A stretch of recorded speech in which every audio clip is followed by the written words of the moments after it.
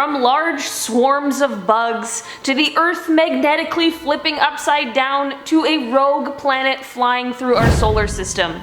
All of this on today's most amazing top 10 list. Starting off this list in our number 10 spot, we have my personal least favorite one on this list, locusts. There are over 30 million known insect species that fall under two categories, either destructive or beneficial. Most insect species are very beneficial to our ecosystems, but there are about 600 species that are destructive, and if these 600 are left unchecked, they have the potential to ruin life on Earth as we know it. One of the most destructive species are the gross and disgusting locusts. Adult locusts are insatiable and able to eat their own body weight in food every day, and they're also able to travel great distances and reproduce very quickly. 2020 has already seen places being absolutely swarmed with locusts, like the swarm that hit northeast Kenya that was 3 times the size of New York City. Some of the other places that have been hit hard this year include regions in Ethiopia, Pakistan, India, Argentina, Paraguay, Uruguay, and Yemen.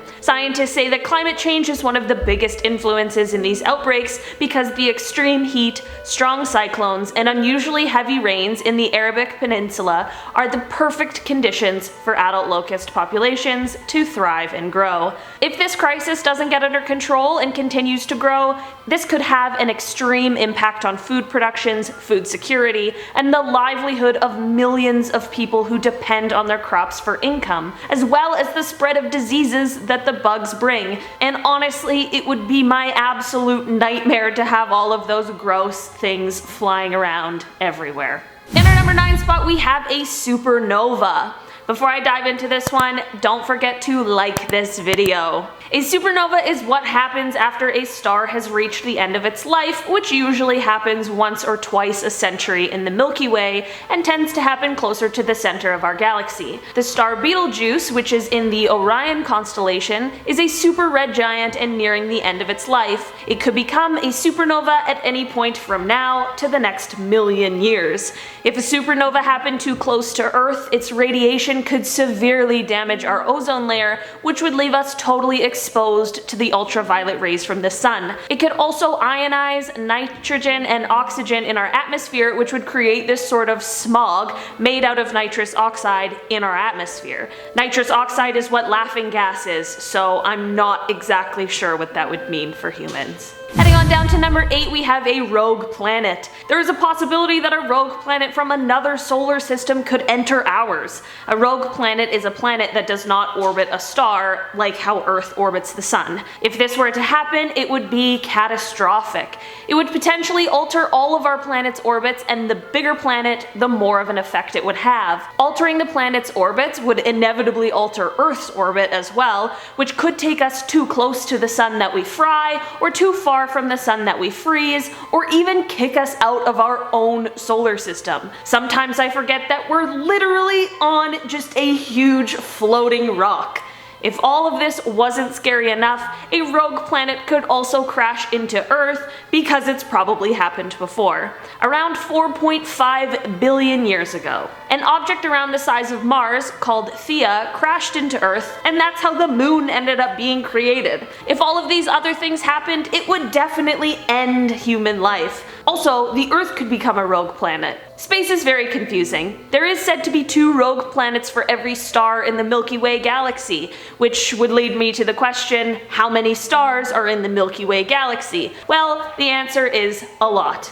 According to NASA, it is estimated at 100 billion on the low end and 400 billion on the high end. So at least double that for the amount of rogue planets, and you've got me feeling pretty stressed out. In our number 7 spot today, we have the potential cooling of the Earth's core. The Earth is surrounded by a magnetic shield called a magnetosphere, which is generated by the Earth's rotation. This shield is our protection from things like solar winds and high energy particles, and some researchers believe that it also deflects ionizing particles that come from the sun. Without this deflection, it is believed that these particles would wear away the Earth's atmosphere, which would lead to the end of life on this planet. As the Earth rotates, states, a thick shell of liquid iron and nickel, which is the Earth's outer core, swirls around the Earth's inner core, which is just a big hot ball of metal. This is all great and obviously works well for us, but what happens if the Earth's core cools down? Because it will happen. Hopefully not for billions of years, but scientists know it's going to happen sometimes. The outer core would become solid like the inner core, and that wonderful swirl we have will just stop,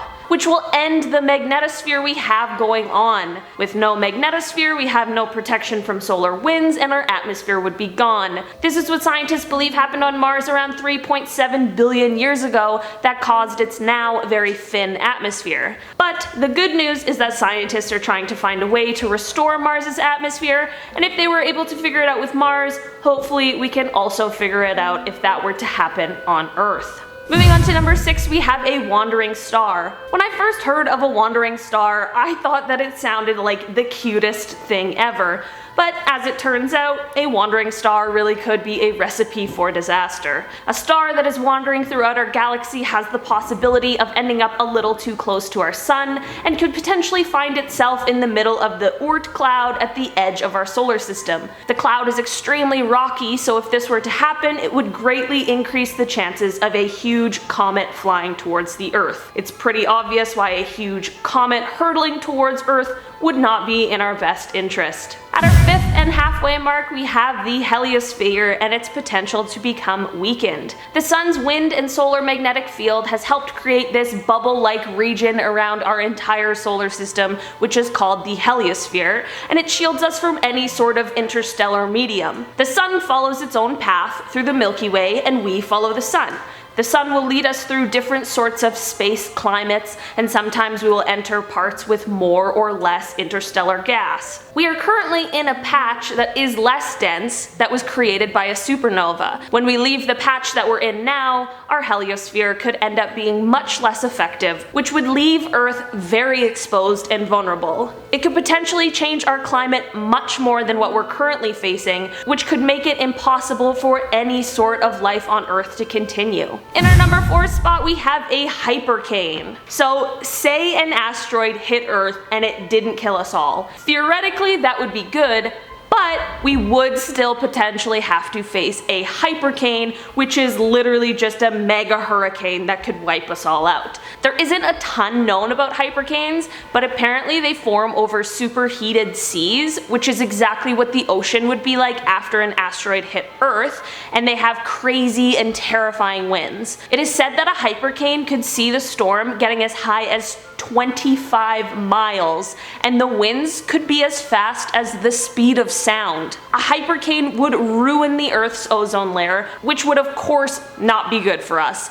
It is said that when the asteroid that wiped out the dinosaurs hit, there was a hypercane that really solidified their extinction. So between an asteroid hit, a hypercane, and a ruined ozone layer, this one really isn't looking good for us. Moving on to number 3, we have a year without summer. We have all heard of extreme volcanic eruptions and supervolcanoes that could wipe us all out, and if you haven't, make sure you watch part 1 of this video. But what would happen if the initial eruption didn't end all living beings? Well, it could potentially be similar to what happened in 1815 after Mount Tambora erupted. This volcanic eruption was one of the worst in our known history, and it hurled a ginormous cloud of ash into the stratosphere, which then blocked the sun's rays and caused a major temperature cool down and more weather distortions for the years to follow. This could happen to us again. If a major volcano erupts and the same thing happened, we could be facing much larger repercussions. Last time this happened, the world went a year without summer because of the change in climate. This would have unparalleled effects on our crops and agriculture, and with how large the world's population is and how difficult it is to feed everyone already,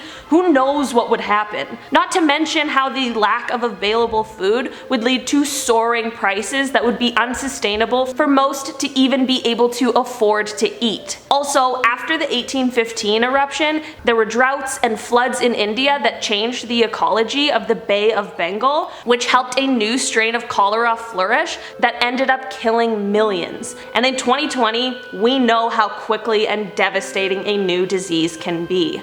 In our number 2 spot, we have the reversal of Earth's magnetic shields. So we have the North Pole where Santa lives, and we have the South Pole where the penguins live. But what happens if our poles switched?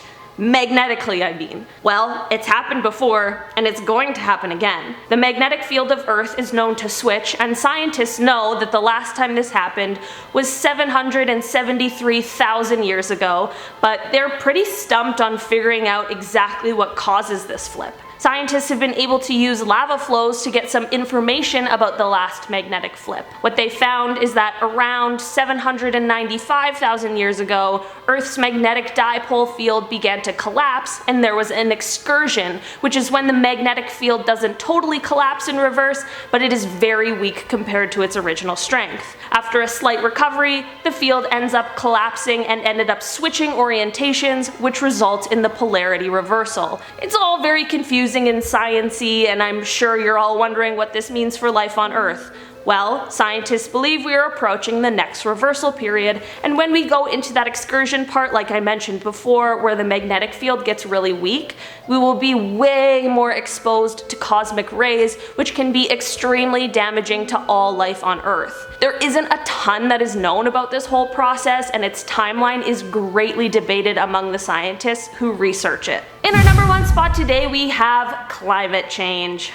Okay, so this one is more man-made than natural, but it still definitely deserves a spot on this list. Climate change is a super complex thing, and like I've said many times, I am not a scientist, but I'll do my best to explain what this means for us. Basically, scientists are saying that if we don't find alternate, less wasteful ways of doing things, the temperature of the Earth will rise by 5.4 degrees Fahrenheit by the year 2050. This might not seem like a lot, but it will have a huge impact on our planet. To name a few, the world's ice sheet would be gone, droughts would kill most of what's left of our Amazon rainforest, which is one of our biggest carbon offsets, wildfires would ravage our land, 1/3 of the world's land would turn into desert, which would collapse entire ecosystems, starting with our coral reefs. This isn't even everything that would happen. Our planet and the life on it lives in this incredibly delicate balance, and just a few small changes can ruin life as we know it. Scientists say we have 10 years to reverse climate change, or else we might end up getting to that worst case scenario. Alright guys, that has been our list for today. Thank you so much for checking it out. I've been your host, Olivia Kozlowski, and I'll see you next time. Like the swarm that hit I don't know why I just skipped that. Do you see what I mean about all this science? Yeah, big time. I'm like, am I Elon Musk? Need some glasses, huh?